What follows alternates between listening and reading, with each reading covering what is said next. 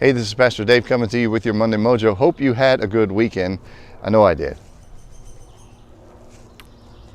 So I want to tell you a story from Pastor Dave's college days. Not that kind of story. This is a fun one.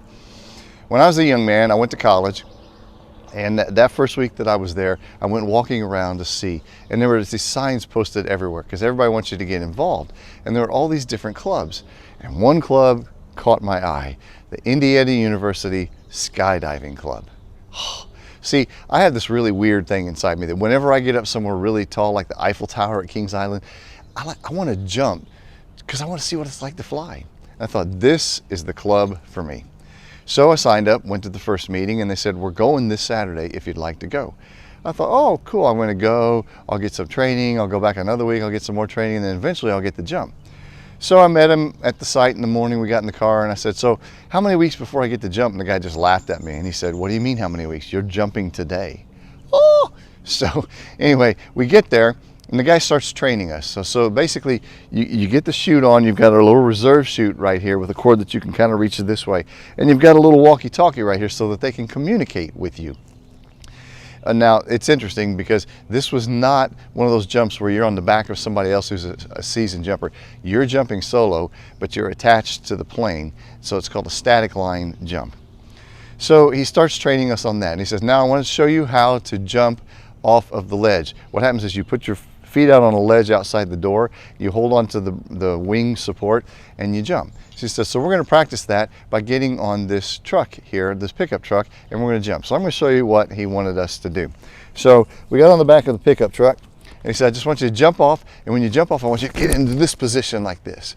Your legs are spread, your arms are out, and what happens is you try to put your arms and legs kind of behind you, it makes you like this, and you're falling like this, like a bird. It's beautiful. So we practiced that a few times. And then he said, now I want to teach you what to do if there's a crisis. He said, if you look down and you feel like you're coming into power lines, I want you to cross your legs.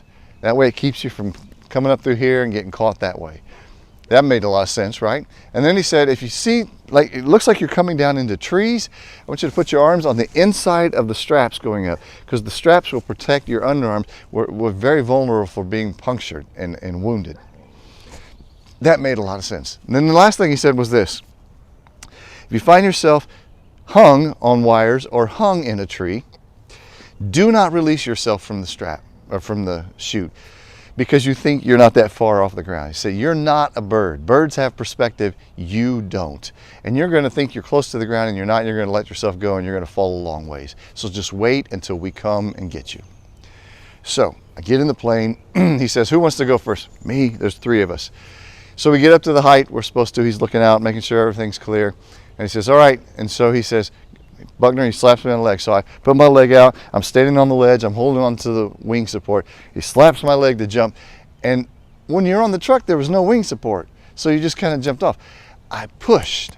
So instead of being able to come like this, I pushed, which made me go backwards like this. So the chute's opening up, but it's not coming up behind me like it should. It's coming up through my legs.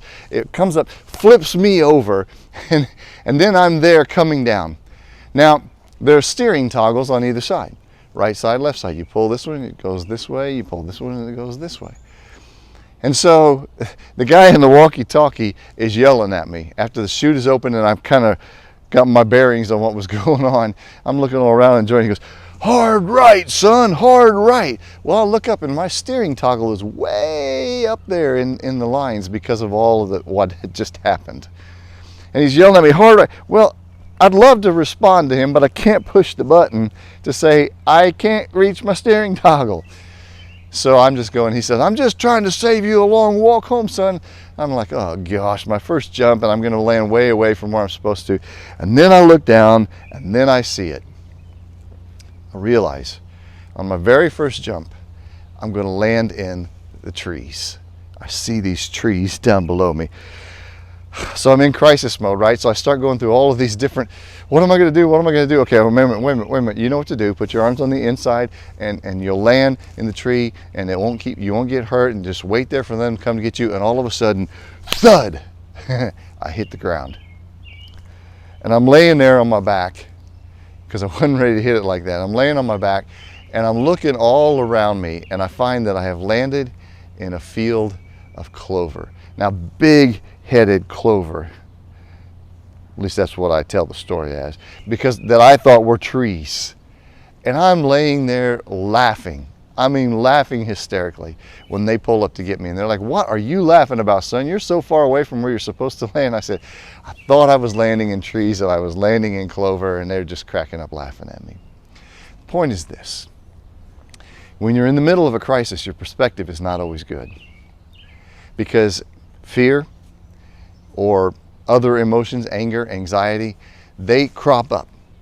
And so when you're trying to figure out what to do in the middle of a crisis, your perspective is oftentimes not the best.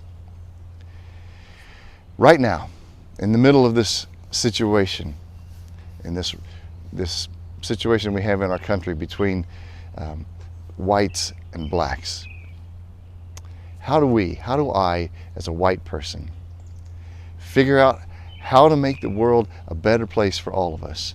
How do I do that? And in the middle of a crisis, my perspective is sometimes tainted by my fear and my anxiety and my anger, and I don't know what to do, and I'm trying to figure it out, and I'm trying to figure out what I've read and this article and that article and do the right thing to make sure everything, and all of a sudden, thud, I hit the ground.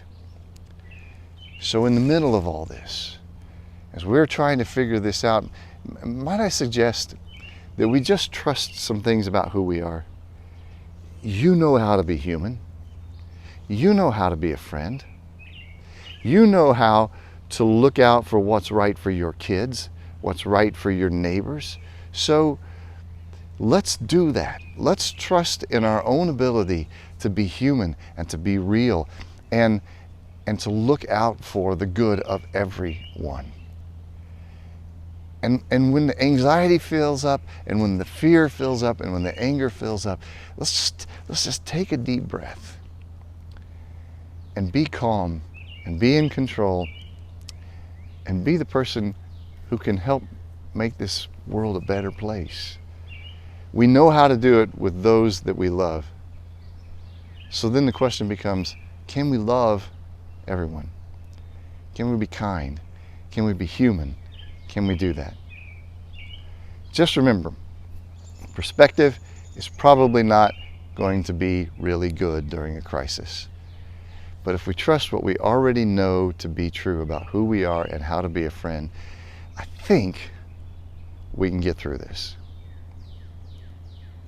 And we may, in the end, find ourselves laughing with hilarity about the situation, about how good it has turned out, just because we learned how to be a friend and we trusted in our own human ability.